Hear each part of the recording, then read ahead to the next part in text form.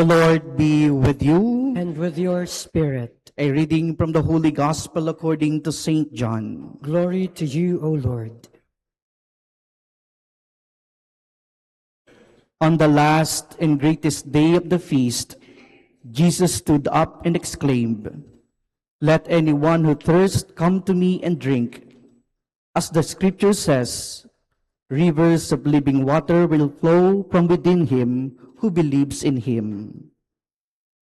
He said this in reference to the Holy Spirit, that those who came to believe in him were to receive. And there was, of course, no Spirit yet, because Jesus had not yet been glorified.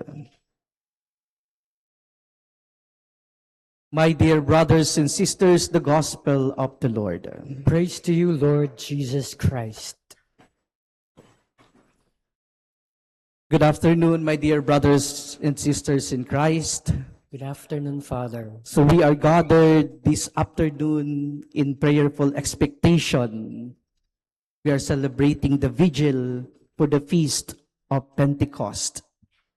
This celebration, my dear brothers and sisters, is not only for us to remember what had happened to the apostles long ago when the Holy Spirit first descended upon them. It is also about opening ourselves once again to the presence of the Holy Spirit in us and in our lives. Remember, my dear brothers and sisters, that the apostles were once afraid. They are also once confused and uncertain. But when the Holy Spirit came upon them, everything changed. Fear became courage. Silence became proclamation. And the timid apostles were sent into mission.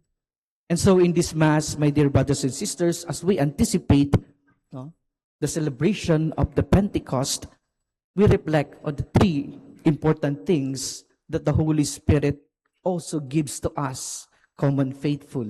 Ano ba yung binibigay, pinapahayag sa atin ng banal na spirito, especially sa atin, no, ng mga mananampalataya. First, my dear brothers and sisters, the Holy Spirit gives us courage. The Holy Spirit gives us courage. Before the Pentecost, the disciples were hiding behind locked doors. They love Jesus, they have faith in Jesus, but they were afraid of rejection. They are afraid of failures. They are even afraid of sufferings and worst, death. No? But when the Holy Spirit descended upon them, they came out boldly, preaching, proclaiming the truth, and proclaiming the good news of salvation. Even Peter, who once denied Jesus 3 times, he stood before the crowds without fear and proclaiming his faith in Jesus. So kung titingnan natin, most of us today, maybe we can consider hiding behind locked doors. We are afraid of criticism. We are afraid of speaking the truth. We are afraid of proclaiming what we truly believe in concerning siguro our moral truth and the truth of our faith. Maraming Katoliko ngayon, natatakot magsalita about katotohanan at yung katotohanan ng ating pananampalataya. Sa panahon natin ngayon, napakadaming issues, di ba?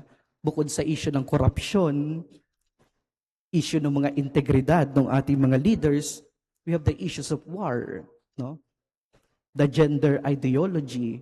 Ngayon, marami nagsasabi, yung mga babae ay hindi na lang babae, but even man can become woman. So, ano ba yung katotohanan na pinapahayag natin? Some of us, especially sa mga kabataan, we want to become relevant, sa panahon natin ngayon. So we just accept, this truth na sinasabi sa atin. Imagine, man can become a woman. So, ano ba yung ating pinaniniwalaan? The celebration of Pentecost, my dear brothers and sisters, reminds us, that truth that has come from us alone. Yung katotohanan hindi nanggagaling sa ating sarili lang, but it comes, no, through the Holy Spirit. And the Holy Spirit strengthen us, ordinary people, to proclaim extraordinary things. Siguro we ask ourselves, what are the things, no, that we can ask the Holy Spirit to overcome? Ano ba yung mga bagay na dapat nating hilingin sa banal na Espiritu na kailangan nating malampasan? Amen? Siguro humingi tayo ng lakas ng loob. May pahayag yung katotohanan ng pananampalataya. Ipahayag kung ano yung tama at yung totoo. First thing. Second, my dear brothers and sisters, the Holy Spirit unites what is divided. The Holy Spirit, no, unites what is divided. In the first reading, because of the evil plan of man, God disrupt, no, the unity of people by making them speak different languages. No? Napakinggan po natin doon sa unang pagbasa, dahil nga iisa yung salita ng lahat ng tao sa daigdig. No? Nakaisip sila ng masamang, no, plano. Gusto nilang tapatan, pantayan, marating yung kinalalagyan ng Diyos. And so God disrupt, no, their plan by making them, no, speak different languages. At Pentecost, makikita natin, kabaliktaran naman. There are many peoples, many nations, but they heard the apostles speaking in their own languages, different languages, yet these different people understood the one message of faith. Nagsasalita yung mga apostol sa kanilang sariling lingwahe, pero naiintindihan, no, ng iba't ibang tao galing sa iba't ibang bansa. And so here, we can see, my dear brothers and sisters, that the Holy Spirit creates unity and not division. Ang nais ng banal na Espiritu, no, ay magkaroon ng pagkakaisa. But reality also would tell us that the world today is deeply divided. No? Hati-hati yung ating daigdig. Even families are divided. Di ba? Communities are divided by politics. Even friendships, no, are divided by misunderstanding. And minsan tayo din, even people inside the church, no, are divided. However, my dear brothers and sisters, the Holy Spirit teaches us that unity doesn't mean everyone should be the same. Di ba? Yung banal na Espiritu, tinuturuan tayo na hindi naman natin kailangan maging pare-pareho para magkaisa. But rather, in our differences, we are called to still love, respect, and to walk together with one another despite ng mga pagkakaiba natin. If a family, no, is filled with the Holy Spirit, we become more patient with one another. If the community is filled with the Holy Spirit, we become compassionate, no? Even dun sa mga parang walang halaga, no, na membro ng ating komunidad. If the church is filled with the Holy Spirit, it becomes more forgiving and welcoming to others. And so today, my dear brothers and sisters, maybe the Holy Spirit, no, is inviting us to reconcile with one another, let go of our enmity, our anger, and let us become all instruments of unity and peace. So as always, my dear brothers and sisters, the Holy Spirit, no, that is present among us helps us, no, begin to listen to one another, forgive one another, and understand one another despite and in spite of our differences. So the Holy Spirit unites what is divided. Thirdly, my dear brothers and sisters, the Holy Spirit sends us on mission. The Holy Spirit sends us on mission. Pentecost is not the ending of Easter. Hindi lang natin tinatapos yung selebrasyon ng puling pagkabuhay ng ating Panginoon by the celebration of Pentecost, but this is the beginning of our mission. The apostles did not receive the Holy Spirit simply to be spiritually comfortable. No? Hindi lang sa kanila binigay yung pananampalataya para maging komportable sila. No? but they received the Holy Spirit so that they could go out and become witnesses of Christ into the world. The same also for us, my dear brothers and sisters. We are not called to keep the faith, within the four walls of our churches. We are called to bring Christ into the world.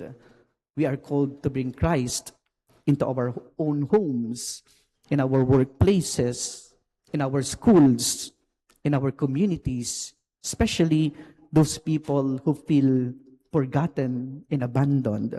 So sana madala natin yung mabuting balita ng ating Panginoon. Madala natin ang ating Panginoon sa ating kapwa.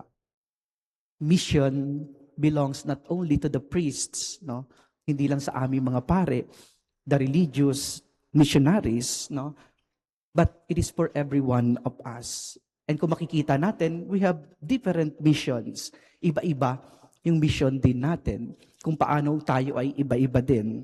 Maybe we are called to give kind words. Kind words can become a mission. Kung marunong tayong magsalita ng may ano ba ito? Gentleness, Kung marunong tayong magsalita, ng mayroong pag-iisip na kung makakasakit ba tayo, makakatulong ba tayo sa ating kapwa. Kind words can become a mission. Forgiveness also, can become a mission. Maari siguro na may nakasakit sa atin, So, magbigay ng pagpapatawad. At kung tayo na may nasaktan, tayo'y nakasakit, humingi ng pagpapatawad. Forgiveness and giving forgiveness could be our mission. May mga tao na nag-undergo ng problema, ng sakit. Even those things can become our participation in the mission of the church. Helping the poor, pagbibigay sa mga nangangailangan, can be our mission. May mga tao na maluwag naman at kayang magbigay sa iba. That can be our mission. And most importantly, our mission could be living honestly, the truth of the faith and becoming faithfully to the to the teachings of the church. Lahat tayo iniimbatahan na maging totoo sa ating pinananampalatayanan, isabuhay yung pinanampalatayanan natin sa loob ng simbahan. My dear brothers and sisters, we pray that as we celebrate today our vigil for the feast of the Pentecost, may the Holy Spirit empower us to become living witnesses of courage, of unity, and living faithfully the mission of the church. Amen.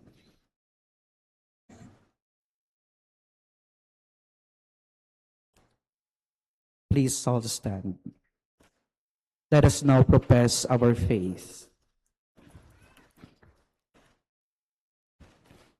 I believe in God, the Father Almighty, creator of heaven and earth, and in Jesus Christ, his only Son, our Lord, who was conceived by the power of the Holy Spirit,